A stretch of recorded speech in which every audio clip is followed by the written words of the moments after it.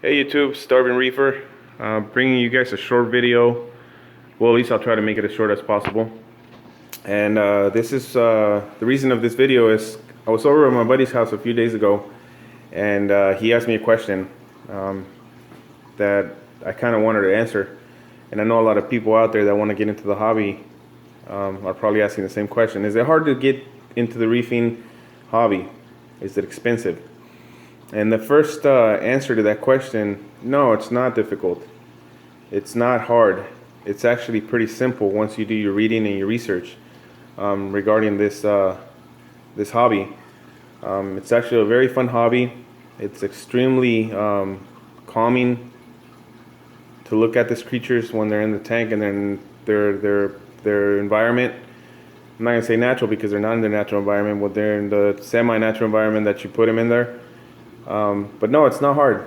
I recommend to people is do your reading, do your research of what you want to do, what you want to keep. In my personal opinion, just the saltwater tank, saltwater fish tank only, is the easiest to go with. You can get hardier fish that can help you start your aquarium. And if you want to get into a reefing tank, that's a little bit harder, but it's not impossible. You know, it's just like I said, it's just do your reading. I remember in 2003 when I went to my local pet shop that had saltwater fish at the time. It was the only pet shop in my area, and I still remember the name of that shop. I went inside the store and I asked the owner, because it was mom and pop's shop. I asked him, I was like, hey man, it's like, you know, I'm trying to get into the reefing hobby, and I'm trying to see if, you know, you would help me out and explain to me how difficult it is and how expensive. And he just basically told me don't do it. That was like his reply. Don't do it. It's expensive. It's extremely hard. You're not going to be able to do it. Not a lot of people can maintain it and take care of it. And to be honest with you, that just was something that I wasn't expecting to hear. I don't agree with it. It is not hard. It is not difficult. It's actually pretty easy once you do your reading and your research. And I did some reading and I did some research to find out how to take care of the water, how to take care of the fish, their care level, everything. And this is one of the books that I had. I'm sorry guys, it's kind of dark, but this is the book that I had, and I still have it. I still go through this book once in a while when I have questions about saltwater reefing. And like I said, the second question that he asked me, was it expensive? It is very expensive. It's a very expensive hobby. You know, if you have a family, it's even more hard, because I mean, I have sometimes trouble getting some equipment for my reef tank, just because the wife won't let me get it. And you know, when you're married, it's just, you got to keep her happy. If you're happy, if she's happy, you're happy. I do have to go through her to get some stuff, and some other stuff just comes from my family. And I do tell you guys, sometimes you'll hear it on my videos where my brother will give me gifts for my saltwater tank, and I'll do the same thing for him. He has a hobby that's the RC hobby, and I give him stuff for his RC cars, and we go back and forth. And so that's where I get some of my stuff, and I'm pretty excited. I mean, like I said, he gave me one of those pumps, and I purchased the other one. My wife actually let me get the other one, which I was kind of surprised. I think it was because it was Christmas and the holidays that she let me get it. But like I said, it's not difficult, guys. It's very easy, but it is a little bit expensive.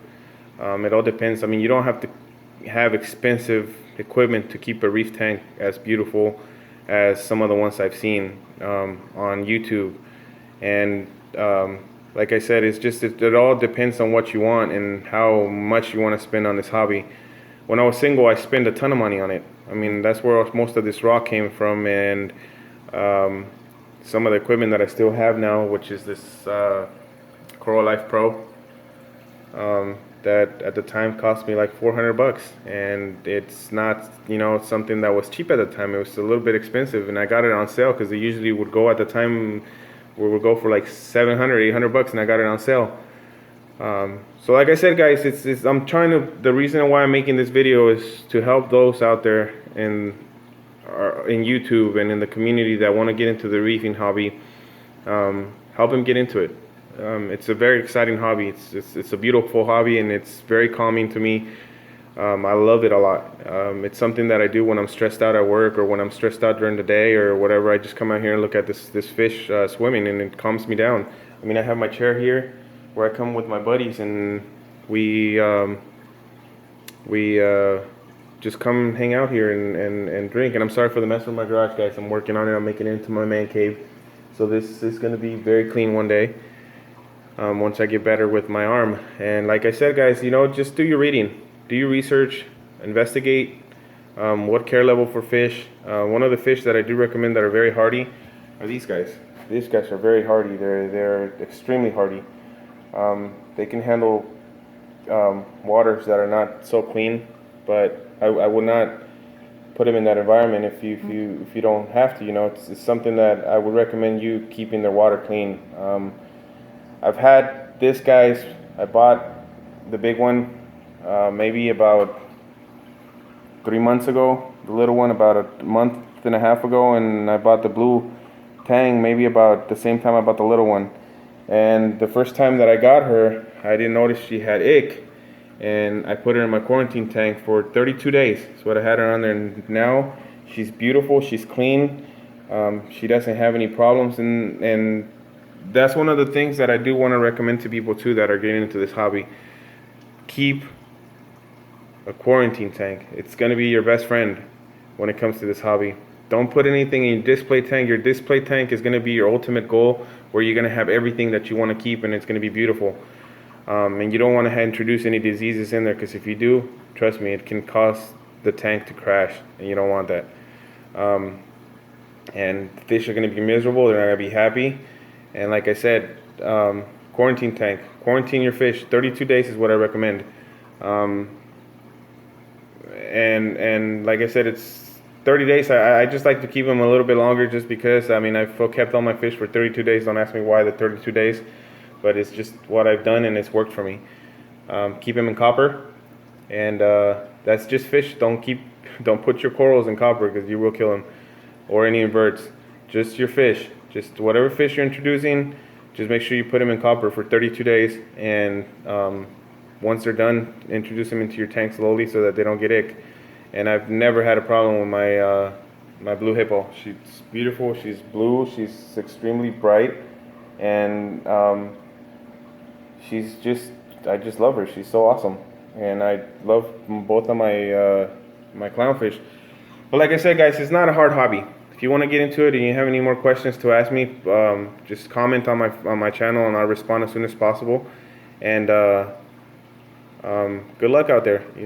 It's a beautiful hobby to get into. It's quite expensive, but it is extremely cool to get into it. And like I said, it's just, if you need any help or whatever, just let me know, and I'll be here to ask any questions. I'm just happy to help somebody get into the hobby.